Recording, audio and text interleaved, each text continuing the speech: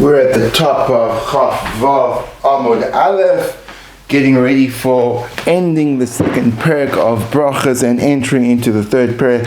Super exciting. And when I say ending the second perek and entering into the third, what I really mean, and I'm sure you notice, is ending the third and entering into the fourth. And we begin with the sugi at the top of the page.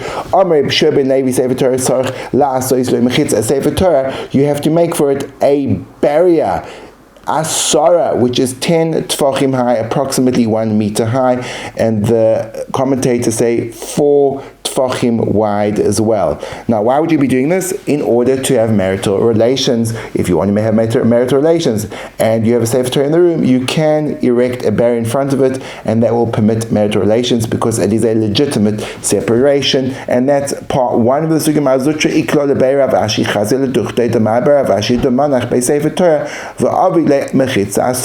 So Mar Zutra went to the house of Rav Ashi, and he saw in the place of the Mar Rav Ashi, Rav Ashi's son, the Monach Bei Sefer Torah. There was a Sefer Torah resting there, and Mar Rav Ashi had made a barrier of 10 tfachim. Amar Lei, so Mar Zutra said to him, "Command, Kerbshir ben Levi. Why are you doing this? In order that you can have relations with your wife, and you're following the opinion of Rabbi Shimon ben Levi that it previously at the top of the page said it's okay." Well, says Mar Zutra to Mar Bar Avashi, Emet Amar Rabbi Shimon ben Levi, the Leisle Beis Achrina. Say that when Rabbi Shimon ben Levi gave you this possibility of creating this barrier, it was only really if there was no other alternative, the Leisle, that there was not to Beis Achrina. The word Beisa means house, but in the context of the Gemara, Beisa generally means rooms. You didn't have another room to put it in. But you, Mar Bar Avashi, have another room to put it in. And therefore, why are you relying on this leniency of Reb Shua ben Levi when you have a better alternative? And in part 3, replies Mar Bar Avashi, honestly and genuinely, I never thought about that. You're absolutely right. I'm absolutely wrong, and I should have done that. And we go on to the second sugya in the page. Taf Chafov Amud Aleph Amar Rava. Kama Yarchik Men Umin Hat Soya Arba Amos. The Mishnah said, how far do I have to move from Meiraglayim, from urine, and from Soya? And the Mishnah concluded 4 cubits is enough. This is only true when it's behind you, but if it's in front of you, it has to be out of sight.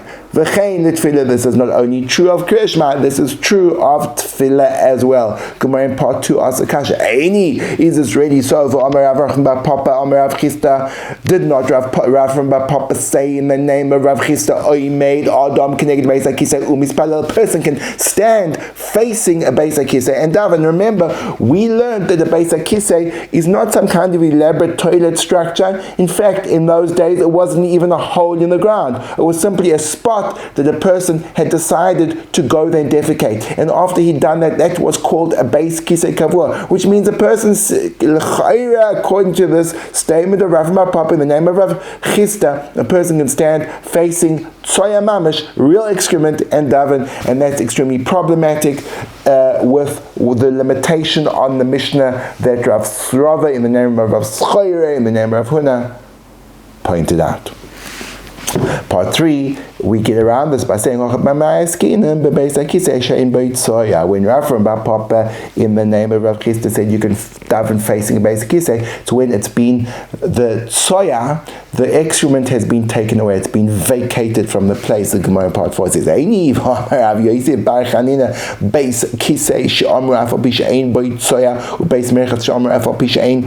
by Adam, when the Chachamim prohibited davening or thinking in Torah in a Beis HaKisei and in a bathhouse and a toilet, there was even in a toilet which is no excrement inside of it, and even in a bathhouse where there are no naked people inside of it, the place itself becomes problematic, and therefore the fact that it's been vacated of the excrement doesn't solve our problem. How could you daven facing it? In part 5, we have another resolution. Rather,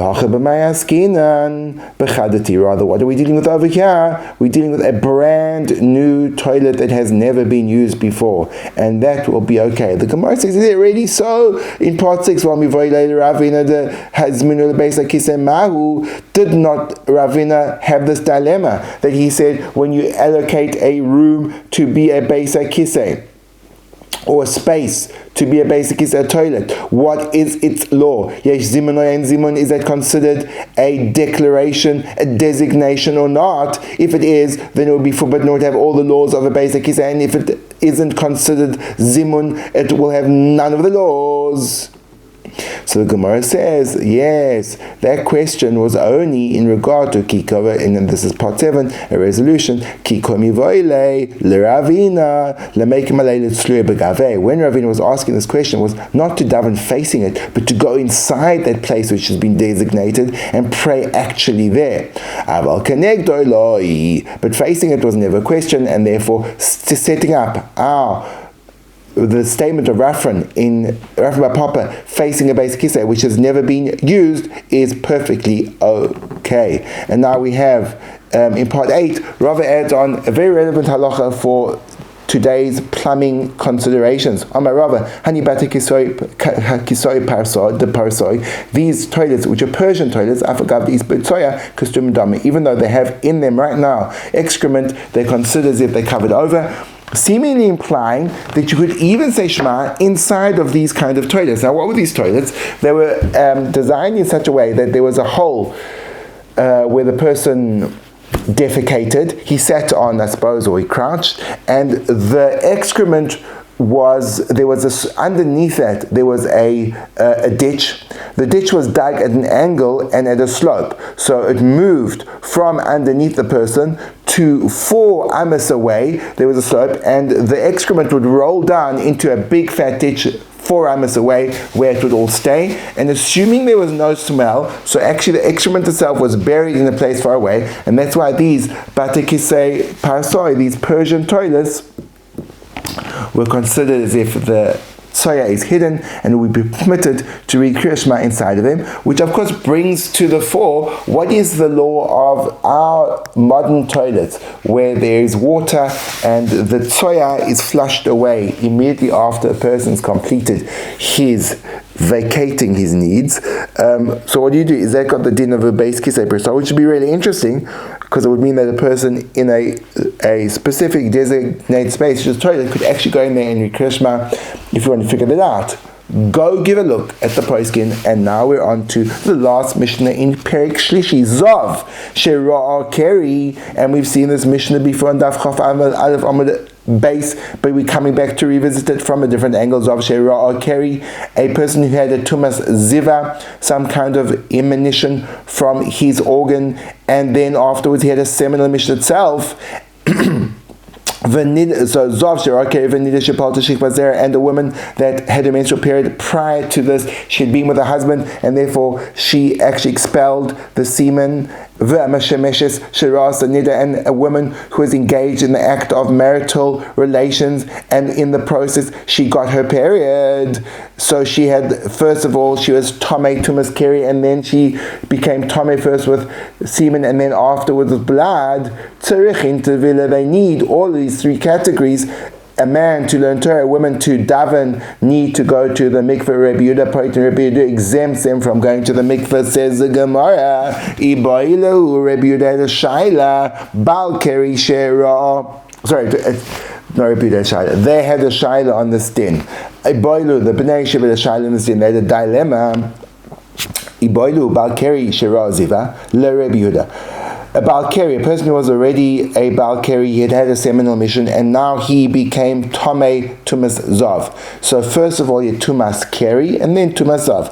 Mahu, Kipata Rabbi Yehuda, Hasam Bezav Shera Keri, Demi Karala Batavilahu, Aval Balkari Shera Ziva Demi Karbatvilu Mechayev. So we get the full benefit of an oidilm in the Siboiler, which is great, because we've been missing them in the last few boys. Okay, so the question is like this. Ki potter Rabbi Yehuda, when Rabbi Yehuda exempt Hasam over there from, in the Mishnah, Bezav Shera Keri, Demikar Lavar Tevilub, with a person who was already a Zav, and then he saw he had a similar mission that initially wasn't fitting to go to the mikveh, therefore he doesn't have to go now.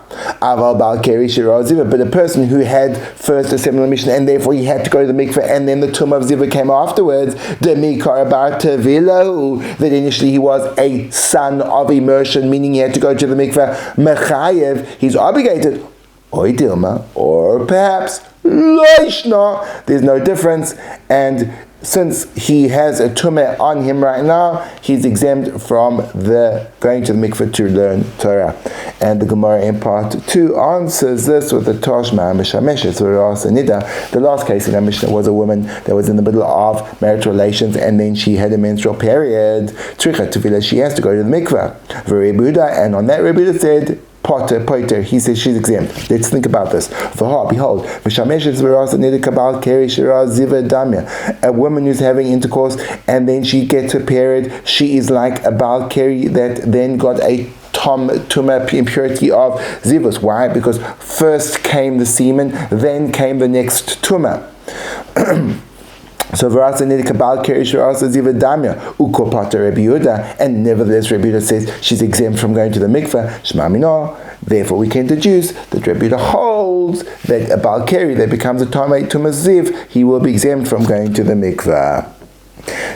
In part 3, we have Tanya Rebbe Chia. Behedia Rebbe Chia taught us explicitly Baal Keri Shera Ziva, a Baal Keri that then saw a Tumas Ziva, an impurity of Zav, Tarich Tevila, he needs to go to the mikveh. Rebbe Yehuda, Rebbe Yehuda said it's exempt. Hadron Alach Misha Mesa, we should go back to you, Perik Misha Mesa, and do a great Chazara. In the meantime, we're going to continue with Tfilas HaShachar. Ad Chatzos says in the Mishnah, Tfilas HaShachar, the morning prayer extends until midday. That's the opinion of the Tanna Kamma. Rebbe argues and says, he says it's only until 4 hours. Remember, the way halachic hours work is you go from either sun, we think from our Gemara earlier in the beginning of the parak, from dawn break until Tes Kechavim, which is exactly how the Magen Avraham holds, and you divide that period into 12 equal portions, and each one is a halachic hour. After 4 of those hours, or until that 4th hour, which means the first 3 hours of the day, you've got to say Shema. Beyond that, you got to daven, and beyond that, Rabbi Yehuda says you cannot daven. We'll see the nuances of this. Whereas the Chachamim say you go and you divide the day into 12 equal points, and when you get to 6 exactly in the middle, then you can't say your tefillahs thereafter. Well, what happens if you do it, we'll see in the Gemara. Next part is that we've done with Shachri. So what about Mincha? Tfilas HaMincha ad ha'erev. So the Tanna Kamma holds it goes all the way until the nighttime. Rashi actually says until it gets dark. So it sounds like Rashi is saying that the Tfilah of Mincha goes until nightfall of Tzeiz Kuchavim. Rabbi Oimer ad Plag HaMincha. Rabbi says until half of the Mincha. Now we're going to figure out what does Plag HaMincha mean. When is Mincha? The Gemara is going to be requesting to know there are 2 different kinds of Minchas. There's something called Mincha Gedola, which is a half an hour after Chatzos. There's a Mincha Ketana, which begins after the 9.5 hours into the day. And when Rabbi Yehuda said Ad Plag HaMincha, he said the half of the Mincha. Which part of this half and which half was he referring to? We're going to clarify in the Gemara. And now we're going to Ma'ariv, Tfilas HaErev, Ein Lakeva. Tfilas HaErev, the Ma'ariv prayer has no specific time, it's the entire night. V'shel Musafim kol hayoim. And in terms of the Musaf prayer can go the entire day, and therefore our Mishnah deals with all 4 prayers that you can be praying, how long you can pray them for. It's a machlokes Rabbi Yehuda and the Chachamim in 3 out of the 4, no, 2 out of the 4. Shachris and Mincha, everyone agrees in terms of Ma'ariv and Musaf, even though in the brackets of Yad it says Rabbi Yehuda Omer does Zayin choice, so this is not included in the Mishnah. This will come up as a brisa later on, which Rabbi Yehuda will actually argue and say Musaf is only for 7 hours, and we go into the Gemara and it's asking a contradiction to our Tanna Kamma.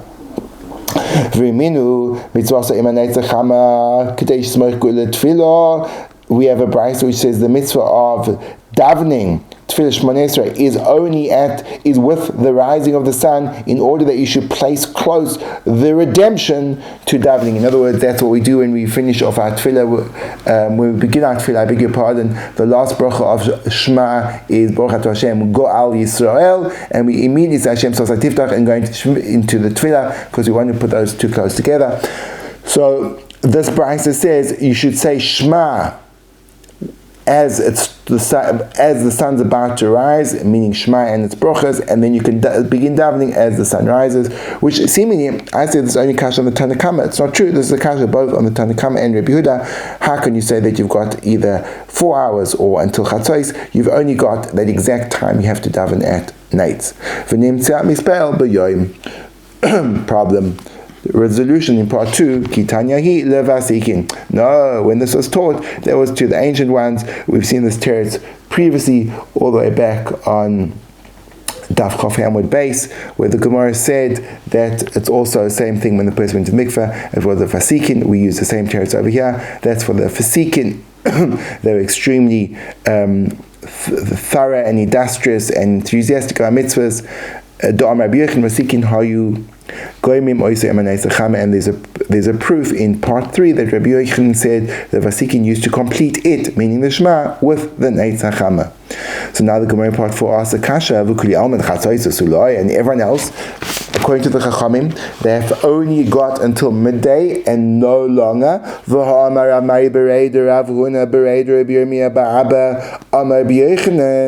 A person made a mistake and he didn't daven a Ma'ariv prayer. He has an option. Mispal Shachris Shtaim. He can daven the Shmoneh Esrei twice in Shachris.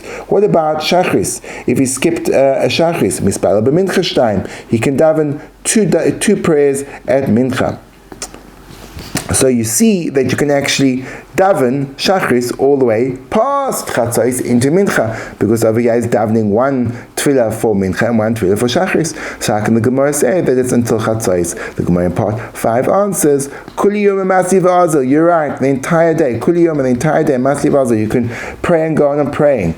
Ad Chatzos, Tefillah, but until Chatzos, you would be given the reward of Tefillah Bizmana in its right time. Kan ve'edach, Schar Tefillah Yavilei, Schar Tefillah Bizmana, Lo Yavilei.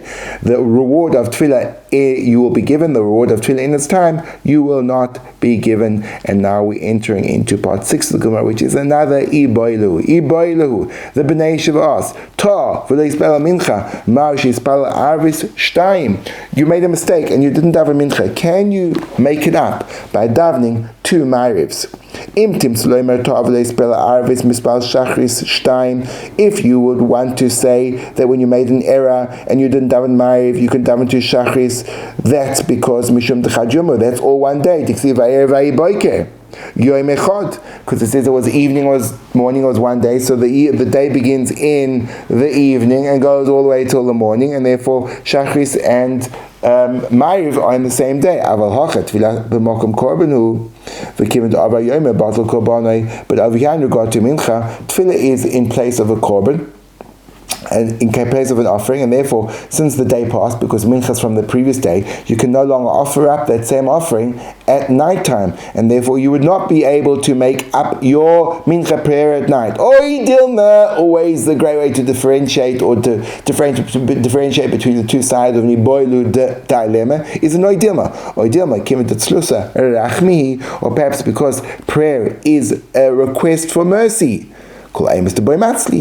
As much as you want to, whenever you want to, you can pray v'azel and go on and pray, meaning it's not something which is specific and bounded. We always need mercy, and therefore you can daven the entire day. In part 7, we're going to attempt to answer this. Tashma Amar Avuna Bar Yehuda Amar Bitzchak Amar B'Yochanan. Ta, a person made an error. V'lo hispal mincha mispal arvish dayim. He says it explicitly. You made a mistake. You didn't daven mincha. You can daven 2 Ma'ariv. Ein bezeh mishum da'avar yom batal korbanai. And there is no problem of the day passing and the korban being annulled. And now in part 3 we're going to have a kasha on this. Meisvei. We have a kasha me'uvas lo yuchal liskoin v'chisaron lo yuchal lihimonois. There is a pasuk in Koheles which says a mess up, a perversion. I'm going to call it a mess up that you can't fix up, and a gap that you can't fill. What is this referring to? The Gemara explains. The Brachos explains, the mess up you can't fix up is a person that was annulled. He didn't keep the krishma of the evening or the morning, or else he didn't daven the tefillah of Arvis, Ma'ariv, or a Shachris tefillah. And what's the gap you can't fill? When they appointed these friends, got all together, and they decided to do a matter of mitzvah to help someone out, or some other similar mitzvah, and he did not join in with them. And so therefore we see that once you have missed up Shachris, which is irrelevant for us, if you miss Shachris, even Shachris, even Mariv, you can never make it up. So already this kasha, is a kasha all the way back to even Rabbi Yochanan that says you can make up any tefillah, seemingly from this brisa, no tefillah can ever be made up. Amar Bitzok in part 4. What are we talking about in this brisa? When you deliberately and willfully did not daven, and what we're talking about previously is when it was a mistake. You made an error. You weren't deliberate in not daven. But if a person chooses not to daven, then absolutely there is no way of making up that tefillah. In part 5, Amar Rav Ashi, Daikanami Diktani, he says, I'll bring you Daikanami. It's exacting as it is taught. Batal v'lo katani Torah, as it says in the statement of the brisa, he was mevatel, he annulled, and it doesn't say he erred. Shema Minah, therefore this is a good and great resolution to what seemed to be a refutation of making up tefillahs. And there endeth Daf Chavav. We're going to be going on to Daf Chavav Amud Base very soon. Hang in there, this is Gushmak.